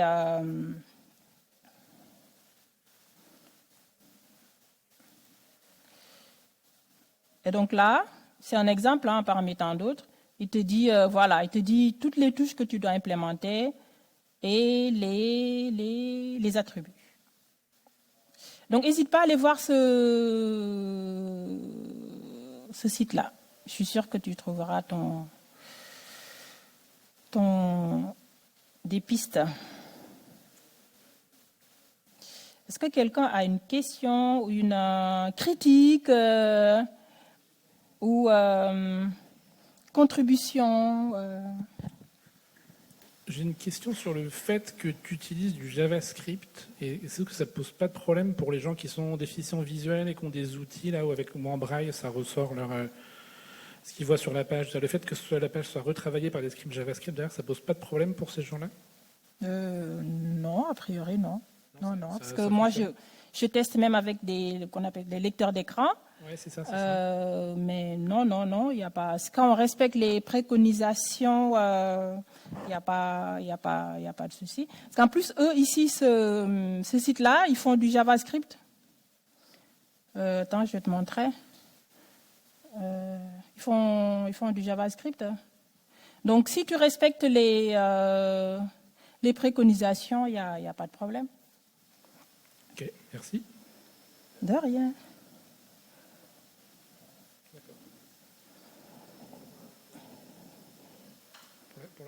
Tout est fait en ils sont faits. JavaScript, c'est HTML. Tout ce site-là, j'ai pas vu d'autres langages, parce que j'en ai fait pas mal de composants, mais tout est fait en JavaScript.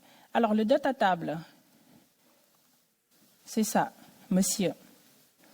C'est le composant là qui permet de générer des tableaux rapidement. Sauf que le résultat derrière, il n'est pas orthodoxe.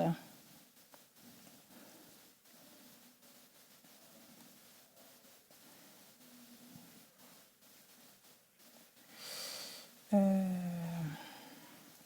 data table, c'est ici. Qu'est-ce que je voulais partager d'autre? Est-ce que vous avez des... Et l'intérêt du coup de data table, parce qu'en fait, pourquoi utiliser ça si derrière, tu n'as pas un code qui te convient et que tu dois en plus retravailler avec du JavaScript? Qu'est-ce que t'apporte data table? Je comprends que tu es dans un environnement très contraint et que c'est rapide. L'utiliser. C'est rapide. En fait, je ne l'ai pas utilisé. J'ai trouvé qu'on l'utilisait depuis longtemps. Et comme tous les composants qu'on utilise, par exemple les SVG, on va utiliser des outils pour faire des SVG, on va utiliser les composants pour faire les tableaux, des composants pour faire les menus, plein de choses. Mais en fait, l'idée des composants, c'est que c'est très rapide à faire. Mais le résultat n'est pas toujours ce qu'on veut. C'est la première explication des composants, c'est que ça te fait gagner du temps.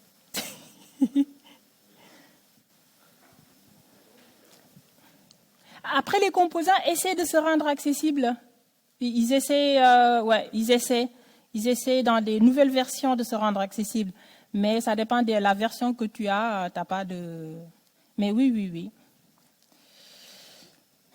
Après, si on change de composant pour un outil qui est là depuis des années, bonne chance pour tout changer. Déjà, il faut avoir l'aval. Si vous avez des critiques, faites des critiques. Ça permet de s'améliorer. Il y en a forcément. sur la façon de faire le Code Lab, il y a toujours un truc à améliorer. Est-ce qu'il y a un truc qui vous a frustré, qui vous a un peu... je travaille dessus. Je travaille dessus. Mais moi, je me suis dit, j'avais 200 anglais, quoi. Et là, j'ai fait le ménage pour pas trop me perdre aujourd'hui. Oui.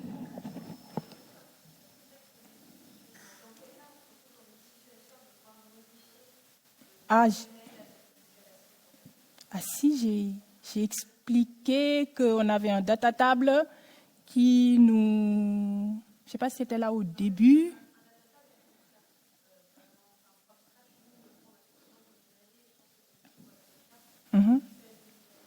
Ouais. Ouais, c'était ça. Alors, je ne sais pas si tu étais là au début, mais j'ai expliqué, ouais, effectivement, que le data table nous générait du code pourri qui ne correspondait pas. Il est vraiment pourri, hein, le code, c'est le mot, et qu'il fallait l'adapter pour répondre aux besoins d'accessibilité. Mais oui, peut-être que j'aurais dû pousser un peu plus dans le contexte. Merci pour la remarque. Il reste 20 minutes.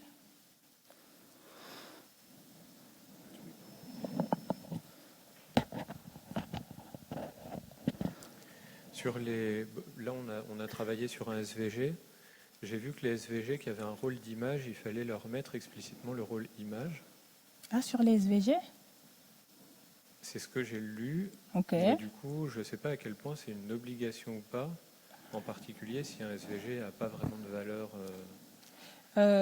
Moi, j'ai un... Si j'arrive à le retrouver... Ah, c'est sur mon autre PC. Je vais essayer de le retrouver. J'ai encore du temps, hein, c'est ça? Ok, je vais essayer de le retrouver. Là. Ouais, j'ai lu il n'y a pas longtemps en fait qu'on était quasiment obligé de mettre rôle égal IMG sur les SVG. Au moins ceux qui avaient un rôle d'image, quoi. J'avais un... C'était sur mon autre PC, mais normalement, il n'y avait pas de... J'avais pas vu d'obligation de rôle image. C'était sur WCAG en plus, Accessibility. Ouais, on peut aller voir, allez. Oh, et on oblige de faire du rôle image? Alors, sur le site que j'ai vu, il n'y avait pas d'obligation. Et pour moi, c'est pas ça. Pour moi, je suis frustrée de ne pas retrouver... En plus, il donnait de bons exemples. C'était du WC... il n'y avait pas... Bon, allez. Critères et tests. Image.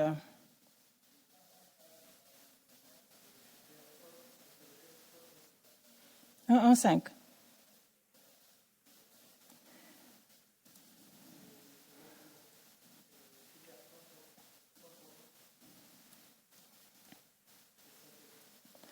Il faudrait que je le retrouve. Alors, c'est une des conditions. C'est soit image, soit alternative. C'est pas les deux. Pour moi, c'est pas les deux. Pour moi, c'est pas les deux, parce qu'en plus, quand je suis tombée sur ce site-là, je suis frustrée de ne pas retomber dessus. Il n'y avait pas de rôle image. 1.5. Il n'y avait pas de rôle image à mettre. 1.5, c'est ça?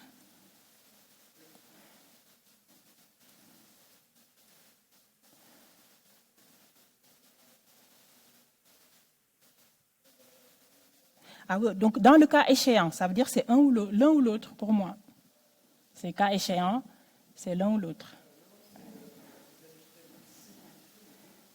Alors, je ne suis pas d'accord. Pour moi, le SVG n'est pas obligé d'avoir un rôle image. Ah, mais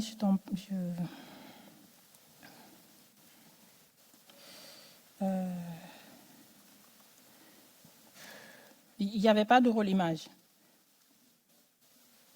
Je suis à 2 doigts d'allumer mon PC pour récupérer le...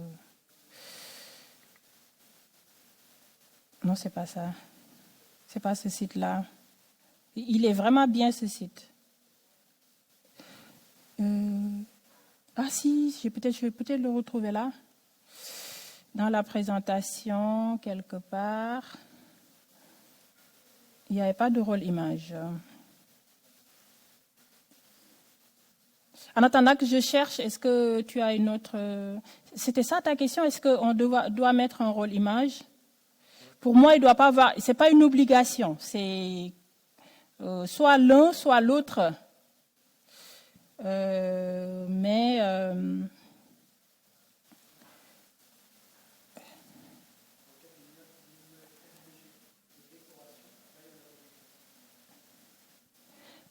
L'exemple que j'avais vu, c'était pas la décoratif. Parce que du coup, j'ai aussi lu que dans le cas contraire, s'il n'y avait pas d'image, alors soit on mettait rien, soit on mettait un rôle Aria hidden égale true. Ce qui est...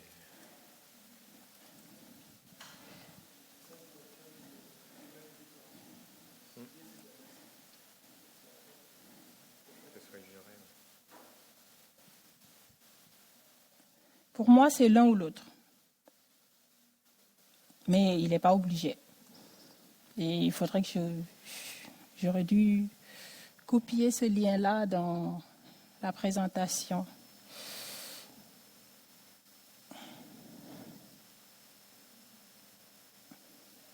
Bon. Pour moi, c'est l'un ou l'autre. Alors, il reste 15 minutes.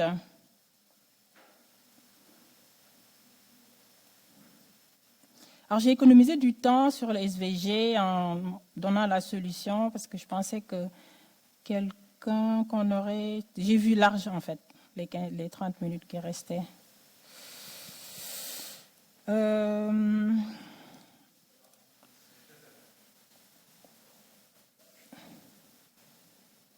contribution, une critique, une question. Ouais.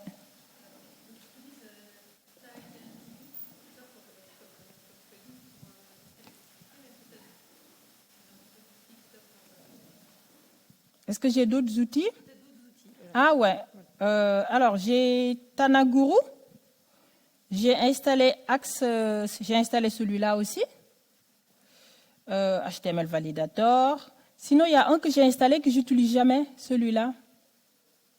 Ce plugin-là aussi. Sinon, tu as Wave, tu as Checker, Contrast, tu as les plugins, il y en a plein. Les plugins, il y en a plein. Mais c'est intéressant d'avoir des plugins, mais ils ne remplaceront jamais l'être humain. Donc, en fait, ce qu'on fait, et nous, en plus, on a même des tests automatiques, nous, qu'on a automatisés. Et au-delà de ça, l'humain est irremplaçable. Donc, il faut faire un mix de tout. Les plugins, l'humain. Mais oui, les plugins, tu en trouves une bonne quantité. Pour les tests automatisés, vous utilisez quel... Ah, nous, on les écrit nous-mêmes. Par exemple, je suis tombée une fois sur... on clique sur un div, il ne faut jamais le faire. En fait, il fallait remplacer le on-click, il fallait mettre un bouton et récupérer la valeur du on-click sur le bouton. Parce que le div, il n'est pas censé recevoir un événement, en fait. Il n'est pas fait pour ça. C'est le bouton qui est fait pour recevoir un événement. Et donc, on écrit des tests. Tu vas, par exemple, tu écris un test, comme tu fais un select, par exemple, de ton div, et si tu vois qu'il y a un événement, on clique sur un div, tu affiches une erreur. On l'écrit nous-mêmes. Parce qu'en fait, on se base sur nos vécus pour enrichir nos tests. On se base sur nos vécus. Vous avez la connaissance d'outils qui existent? Hein? Est-ce qu'il y a des outils qui existent? Autrement, là, vous utilisez des plugins, en fait, dans le qu'il y a des outils automatisables en fait. Ah oui, il y a Selenium aussi. Je ne sais pas si on peut dire c'est un outil, c'est pas juste un outil d'accessibilité, mais je l'utilise, Selenium Web. Je l'ai installé.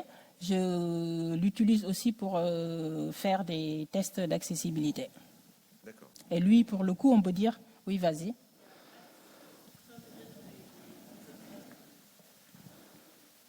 Axe. Oui. C'est celui-là ou pas? Attends. C'est celui-là? Non, c'est pas Axe DevTool? C'est ça, il existe aussi en intégrable. Ok, parfait. Ok.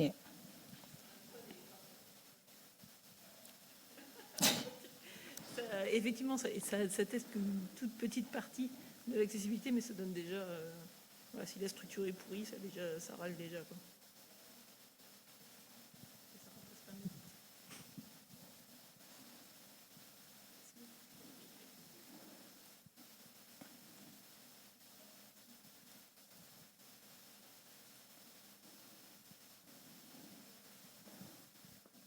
Ah oui, on avait un cas comme ça, c'est ça qui m'a, comme j'ai dit, c'était vraiment mon vécu, on avait ça. Je vous ai montré ça ou pas? On a un truc comme ça qui ne veut rien dire, on est d'accord? Parce qu'il y avait des couleurs, hein, là j'ai mis sans la couleur. Il y avait des couleurs, avec la couleur, c'est un peu plus potable, mais sans la couleur. Mais en fait, premier là, il n'y a pas de couleur du tout, donc il n'y a aucune information. Il n'y a aucune information, en fait. Pour quelqu'un qui... voilà, si on utilise ça, j'ai montré. Cécilia a parlé de Axe. Encore. Ça, c'est si vous voulez ajouter. Hein. Tu as dit Axe, c'est ça? On prie que ses propres tests. Ce sera peut-être le cas d'une conf ou d'un autre atelier. C'est pas si compliqué. En fait, on balaye le document et on dit, par exemple, comme le cas du div, de ne pas mettre de div on clique sur un div. Si là, on clique sur le div, tu balances une erreur. Et donc, après là, il faut connaître les critères, les tests. Par exemple, les attributs. Quand tu as une image doit avoir un alt. Même si le alt, il est vite, mais il doit avoir un alt. Donc, tu vas regarder une image, la balise image. S'il n'a pas de alt, tu renvoies une erreur. Ainsi de suite, et on les enrichit. On en a plein comme ça. Sur un site internet existant, il y a j'imagine deux stratégies pour améliorer l'accessibilité, soit prendre composant par composant ou page par page et l'améliorer, ou prendre une règle et essayer de l'améliorer à travers tout le site. Est-ce que tu as un retour d'expérience sur l'une des deux solutions, de savoir s'il y en a une qui est mieux que l'autre? Alors, je comprends l'idée de par page, parce que moi, ce que je fais, je prends par page. Je prends la page et j'applique les critères. Okay. Ensuite, je finis cette page-là, je passe sur une autre page, j'applique les critères. Mais l'idée de... par exemple, on pourrait se dire, on va prendre la règle numéro 1.1.5 oui. ou la règle des textes alternatifs sur les images et essayer de la corriger partout. Ah, mais en sachant que, par exemple, les tests qu'on a écrits, que tu sois sur une page A, une page B, s'il y a une erreur, l'erreur sera remontée. Donc, dans ce cas-là, quelle que soit la page où tu te trouves, tu pourras corriger, je sais pas si... Sur un projet qui ne s'est jamais posé des questions d'accessibilité, quelle est la meilleure approche pour démarrer? Est-ce que c'est plutôt le fait de corriger... quel est le plus important en fait en termes d'accessibilité? Est-ce que ça va être de corriger des problèmes simples qui concernent tout le monde ou est-ce que ça va être de se focaliser sur des pages en particulier? Alors pour moi, il n'y a pas de problème simple. Pour moi, le problème, c'est un problème et ça concerne tout le monde. Et quand on commence un projet, le mieux, c'est d'intégrer l'accessibilité dès le début du projet. Parce qu'il y a des gens qui disent « Ah non, on commence et après on verra comment intégrer l'accessibilité ». Je trouve ça un peu dommage. C'est coûteux, c'est une perte de temps. Pour moi, tu commences un projet, tu commences avec l'accessibilité. Et d'ailleurs, moi, quand je suis arrivée dans mon projet, bon, ils étaient vraiment sensibilisés, mais je suis arrivée avec plein de choses à corriger parce que c'était pas pris totalement. Enfin, c'était vraiment pris en compte. Hein. Ils m'ont beaucoup aidé, mes collègues, je ne remercierai jamais. Mais il y avait quand même beaucoup de choses à faire. Et puis, ça dépend. Une personne peut être beaucoup plus sensibilisée que l'autre. Donc, en codant, il prend en compte lui ou elle. Mais là, maintenant, ça fait 2 ans, je partage les bonnes pratiques. J'avais fait ça pendant des mois. Bonne pratique du jour, c'est ça. Un jour, une bonne pratique. Un jour, une bonne pratique.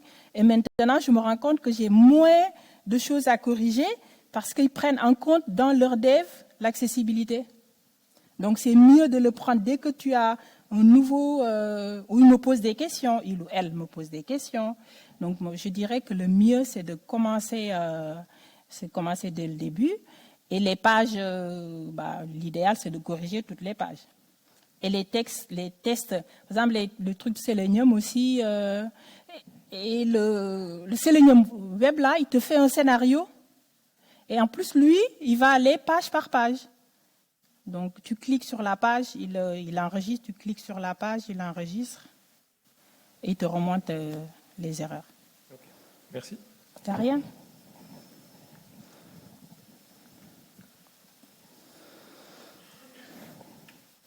Bon, si personne n'a pas de critique, il reste 5 minutes de questions. Je vous remercie d'avoir joué le jeu. Et à une prochaine.